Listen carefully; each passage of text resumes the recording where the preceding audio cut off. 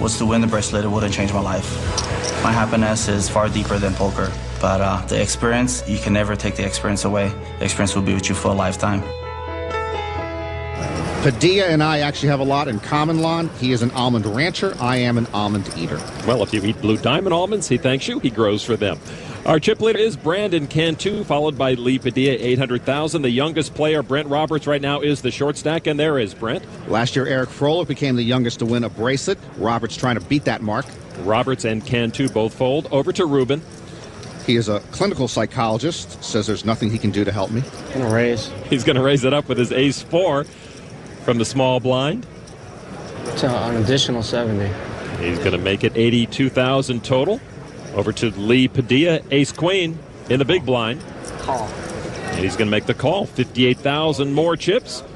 And so Ruben and Padilla to the flop. The flop is 3, ace, 6, all hearts. Both pair their ace, but Padilla has the better kicker. Ruben first to act. 100. He's going to make it 100,000. Ruben likes his ace, but as you mentioned, Padilla has a better ace. Ruben's a player and a poker fan. You see autographs on the bill of his cap. A re-raise. And a re-raise from Padilla. So our Modesto almond farmer Total 300. makes it 300,000 now to Ruben. And this would be for most of Drew Ruben's chips. How does the doctor read this one? Man, I think he got a heart draw. Well, he's not reading it right. All the hearts out there are scaring him. Man. All right. Cheers. We laid on. And he gives it up. Ruben was bullied by Brandon Cantu earlier. This time he does make the right decision in laying it down. So Lee Padilla picks up about 200,000 more chips. Do you have an ace? Dr. Drew doesn't seem satisfied at the moment, but indeed it was a great laydown, and Lee Padilla now pulls closer to the chip lead. Brent Roberts is all in. Back at the Rio, you hear Brent Roberts is putting his tournament life on the line. He's got pocket sevens. King, Jack, 8 flop. Brandon Cantu called him down with ace-queen offsuit. Brent's posse trying to root their boy on. Brent, a 21-year-old student at SUNY Binghamton. And now the flop. Oh, and a queen puts Cantu into the lead. And suddenly elimination for Roberts is a very real possibility. Well, Brent goes, what the heck? I can always fall back on my public school education. And now the turn card. A jack. That's a blank for Roberts. One more shot at it. Brent Roberts is going to need a 7 and a 7 only, or his bid to become the youngest bracelet winner ever is over. River card is a king. Cantu wins the hand and knocks out the youngest player, Brent Roberts. Roberts goes out in 5th. Eric Froelich can rest easy. His record as the youngest bracelet winner is still intact. And Cantu picks up a lot more chips, now at 1.8 million. And Brent gets consoled by his friends. He was a kid with a dream. Well, Roberts goes over to his friends. Most of the players here at this final table have family or friends here to cheer them on, but Dr. Drew might top them all with the most unique pair of cheerleaders in the room. I got here probably the way most people get here. They plop down their 1,500 and hope for the best. But I came here with a good feeling. I came here thinking I was going to do very well. My wife really did want to come, but I have a 3-year-old and a 2-year-old at home, and I actually asked her to stay home. I love my wife to death. You know, like most men out there, I've gotten a lot of crap, so to speak, from my wife about going out and playing, you know, being out late nights, and she's had to put up with me quite a bit. So I came here to town with my mother-in-law and my mother-in-law's sister, because those are the only 2 people I can get to come with me. They're degenerates, and they like to gamble, you know. I figure at this point, the best part about being here at the final table is I never have to listen to my wife say, don't go play poker, you're going to play poker again. I mean, that's all done with at this point. As soon as I get home, the first thing I'm doing is buying her a car. So I hope this provides some slack for some of those guys out there who are taking some of the same abuse from their wives for playing poker. So Drew travels with his mother-in-law, but not his wife. Now they tell me, Lon. You got that information a couple of marriages too late, eh? Good for you. All right, we continue here at the World Series of Poker, presented by Milwaukee's Best Light. The first of 41 bracelet events being held in a very busy Rio poker room.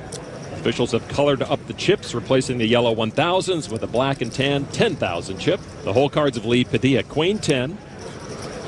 He has been creeping up on the chip lead, but Brandon Cantu distanced himself from the field with a big hand a moment ago. A raise to 60,000. Over to Mark Lee with Pocket Kings. Both Mark and I play at Hollywood Park Casino in Los Angeles.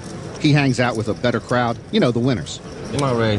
He's going to raise it up. Mark said he was going to start this final table slowly and to get more aggressive as he moves forward, but Kings are going to make him be very aggressive. Oh, 80,000 more. Gotcha. He raises it up to 120,000. It's 120,000 total. Mark's a pretty tight player. Brandon Cantu knows that. And Brandon will fold his ace-10 to Lee Padilla now with a re-raise in front of him. I'll re-raise. And he is going to push. Another 120. He's going to raise the price 120,000 more. Okay, I'm all in. Let's go. And now Mark Lee is going to try to force Padilla all in. Well, Cantu had made a good read, then Padilla made a lousy read. And now it would be for all his chips. And Lee Padilla will fold. Wow. He looks like he got his hand caught in the cookie jar. And gives away 300,000 chips to Mark Lee. Maybe it's because you re-raised and ran away that scared him. My job's already done. It's up to his decision to do whatever he's got to do, right? And that was a 120,000 chip gift from Padilla at the end of the hand with Lee's final re-raise. So a World Series gold bracelet and over $750,000 await tonight's winner of this no-limit tournament. Mark Lee looks at ace-10 offsuit. I love Hollywood Park. Good dealers, nice people. They take my money with a smile. Mark Lee used to own a nail salon in Southern California, gave it up to give the poker life a try. He raised it to 90,000. Cantu and Ruben fold. Now on Lee Padilla. Ace-3 of diamonds. And Padilla is going to move all in. A raise of 385,000 chips to Mark Lee. And Padilla didn't have to push there. He still has enough chips to play poker. But this is no easy call for Mark Lee. Mark actually plays fairly conservatively. This would be for about a third of Mark's chip stack.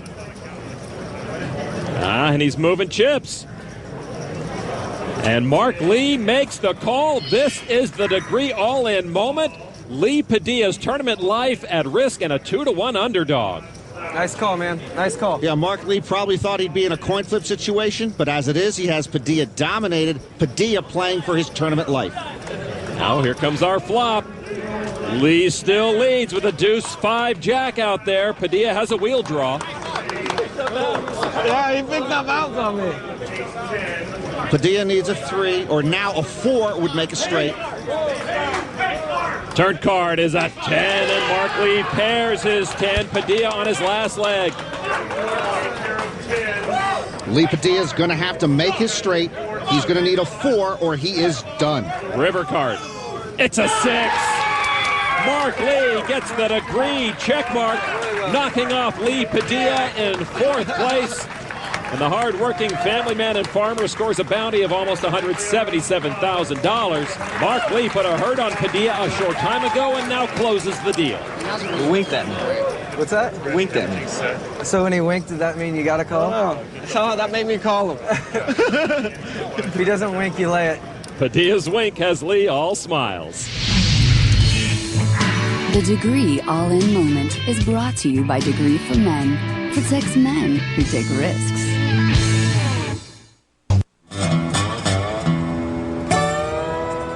Welcome back to the World Series of Poker, presented by Milwaukee's Best Light. Y'all want to go out and get some cocktails after this or what? Hey, you know I'm down for that. He's all business, man. He's like,